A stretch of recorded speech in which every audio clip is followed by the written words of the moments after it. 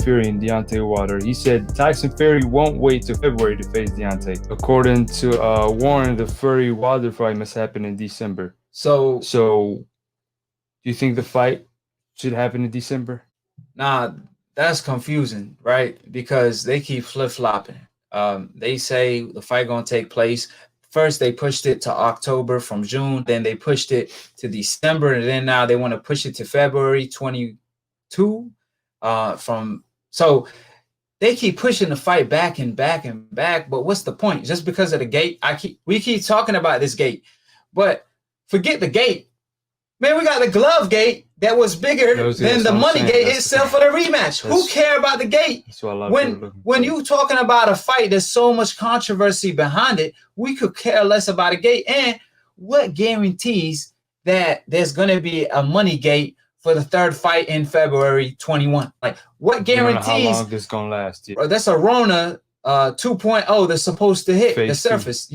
Phase 2, right? Yeah. So how we know that this issue is going to be dealt with? So might well make the best out of it. Obviously, what they're trying to do is basically get Wilder out of the picture. See, they know what they're doing. Bob Arum and Frank Warren, they know Tyson Fury cheated.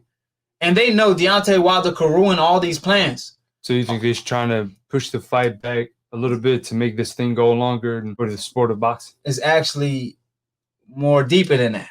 What they planning to do is push the fight backward. They want to push the fight backward, push the fight backward. Now, on the contract, it says that Wilder is guaranteed the Trilogy fight. It will happen according to the contract. But by December 2020. So if the fight doesn't happen by December 2020 and they do not agree to a date later on contract, on paper, Tyson Fury can say then Tyson Fury could be like, I'm walking out after December. So what they trying to do, they trying to stall it. So eventually Tyson Fury just could walk out of the fight, right? Yeah. Now, like I said, the issue with that is Deontay Wilder obviously got the smartest manager in the game, which is Al Heyman. He's not going to let that slide. He's not going to let that happen. On the other hand, they kind of want to use the gate excuse. But when they first fought, they sold 350,000 on pay-per-view because people didn't believe in Tyson Fury. They thought he was a drug addict. They thought that he had no chance in the world. You're talking about the first fight or the second fight? Yeah, the first fight. The second fight, that's in the United States. The pay-per-view did around 800,000. Now, obviously, in the UK, they doing around $1 million or 700,000 every time on pay-per-view, but it's cheaper. It's like $20 a pay-per-view or 20 their currency, pounds. Yeah. But over here, it was $80, so it's more money. It costs more. But either way, the rematch did way more than the first fight. They did 800. And now with the glove accusation and the glove gate, man, they're going to do at least $1 million plus. So why you keep worrying about a gate? Like I said, when the glove gate became bigger than the gate itself and bigger than the fight itself, people know about Tyson Fury cheating more so than about the fight. They didn't even watch the fight. Like, I know people that didn't even watch the fight, but they'd be like, oh, yeah, you talking about that dude that cheated against the black dude? That's what they say. Like, people, casual boxing fans. And you notice, like, we talk all the time, and people that don't even know the sport of boxing, they know Tyson Fury cheating against the fighter on the coincidentalist, and it ain't a coincidence. Especially when people didn't fight or watch the fight, and then they heard that, Deontay Wilder lost. They in shock because I was in shock. I was watching the fight and I looked at it, I couldn't believe it. Yeah. So I was, I know the people are watching to go online, they trying to figure it out. Peep this though. So the WBC came on the table and said, we will grant Tyson Fury. They called that an interim fight. Basically, he could fight a volunteer fight and he don't have to fight his mandatory. So his mandatory, Dillian Whyte, the WBC a week ago, they came out and said that the winner of Wilder versus Fury must fight Dillian Whyte, the mandatory. So you will think if they want to grant Tyson Fury a fight in between to stay active before a Wilder Trilogy fight, they're going to tell him, hey, fight Whyte. So when you fight Deontay Wilder, you fight Anthony Joshua right away if you are successful. But now they want to flip the script and they want to say Tyson Fury could fight whoever he wants to fight. He could fight a tuna fight. And so with that in mind, on the subject, why didn't he fight Mike Tyson?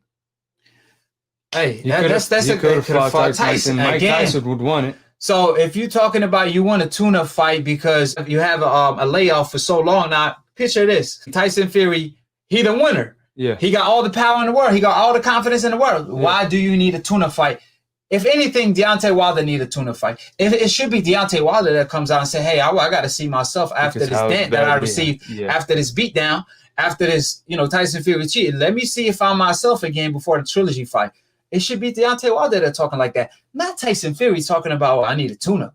And then when Mike Tyson called him, he called him literally and said, hey, I heard you want to fight me. You said, hell yeah, you would love a fight, Tyson versus Tyson. I mean, the title is so epic. It's just an eye opener. Like, who the hell is Tyson versus Tyson? If you don't know this Fury, you're gonna be like, what the hell? His name is Tyson, and it will open your eyes. Oh, he the WBC champion of the world, the lineal champion of the world. It's an eye opener. It's a great marketing. He just went to the WWE. Yeah, he's trying to go to the UFC. So why not take an exhibition bout, an 8-rounder? It's not a 3-rounder. It's an 8-rounder.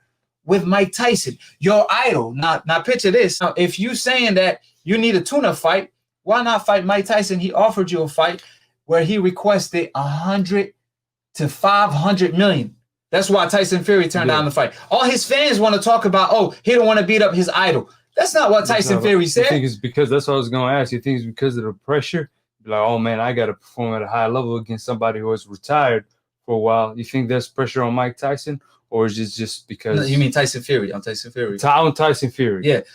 Well, Tyson Fury said it. He said, what if this man knocked me out? What if this man... Oh, he mentioned that. Yeah, he mentioned. Oh. Okay. His fans want to make up excuses that Tyson Fury ain't even make it. I mean, you talking about you want a tune-up fight, a WBC offering you a tune-up fight, and you not willing to have a tune-up fight with a Mike Tyson, but you want 500 million? You want 100 million? Man, last time I checked, your middle name is not Money. You're not Money Man. That's the last time I checked. You're not Money Mayweather. For you to request that type of money, if you never made 100 million, how can you request 100 million for basically? I'm gonna call it not a real fight, but it's an exhibition fight. You know what I mean? Right. So at the end of the day, or at least tonight, I feel like he just knew that. Hey, listen, man, if I go in the ring and this dude crack me and drop me and make me look bad, I'm gonna be pretty much exposed, especially after all this Glovegate talk. Man, can you picture Mike Tyson knocking him out? That's like that's what it would be so hilarious because it's like that's what it's going to be another conversation on history. We always have the debates in terms of who's the greatest. You got Mike, got Muhammad Ali in different weight classes with Sugar Ray and all them guys. Well, Muhammad Ali Tyson, right? If Mike Tyson, people talk about Floyd. Mike Tyson being, makes it at least if he makes it competitive, interesting. If he makes it interesting. People are gonna look back and be like, "Man, how great were boxers back in the day?" Well, let me add this to the equation because just on a high note, a lot of people are not informed on this. But Tyson Fury, like I said, Frank came out and Bob Arum came out. Bob stated that the fight should happen in 2021. Frank said if it ain't happened in 2020, then there's no fight with Wilder. Fury walking out, and now the WBC came out saying that Fury wants to tune up. And Fury should fight a tune-up fight. It don't have to be Whyte because he have a voluntary defense all of a sudden. So he ducked Whyte before fighting Wilder for the diamond belt. They still gave it to him. Now Whyte is pressuring the WBC, actually wanting to sue them even, and they still playing dumb, talking about Fury could have tune-up a 10-rounder. What sense does that make? Fight Mike Tyson then. Why you didn't fight Mike? Why you have to have a 10-rounder against a nobody and not fight Whyte? And then if Fury is a winner in the trilogy fight, then he don't defend his title as he never had. Fury haven't had one title defense yet. And they're going to give him the WBC French fries title. You know why? Because he got the complexion for the protection. And that's the issue in the sport of boxing. That we not dumb at the end of the day. We could see what's happening. So they want to make it seem like, oh, man, the reason we gave Fury the French fries title so he could unify with AJ. He had all these opportunities to fight Whyte, but he chooses not to. And now y'all want to give him a voluntary defense, not against Whyte, but against a bum for a 10-rounder to stay active. Last time I checked, it wasn't Fury who lost the fight. It was Wilder. But that lets you know they shook of Wilder because they realized, man, that Glovegate situation, man, what if Wilder knocks him out and ruins all the plan? Because, see, they're not going to give Wilder justice. His right hand is his justice. Yeah. So with that being stated, hopefully Wilder and his team get things in order. But at the end of the day, or at least tonight, you got to keep in mind that whatever they plan to do, they must be very calculated, because Wilder could sue them.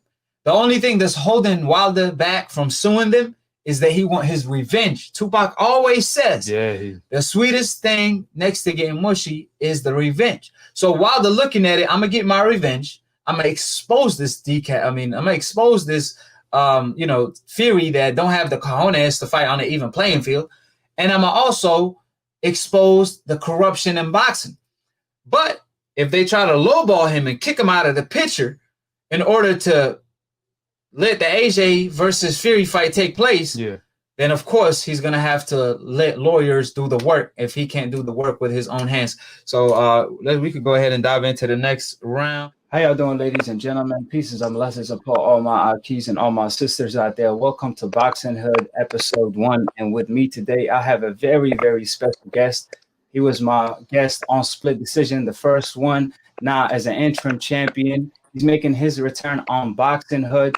First episode, so I truly appreciate David Morrell Jr. I have him with me on the line. David Morrell obviously had a fight on PBC on a successful card because they did 1.3 million views on PBC.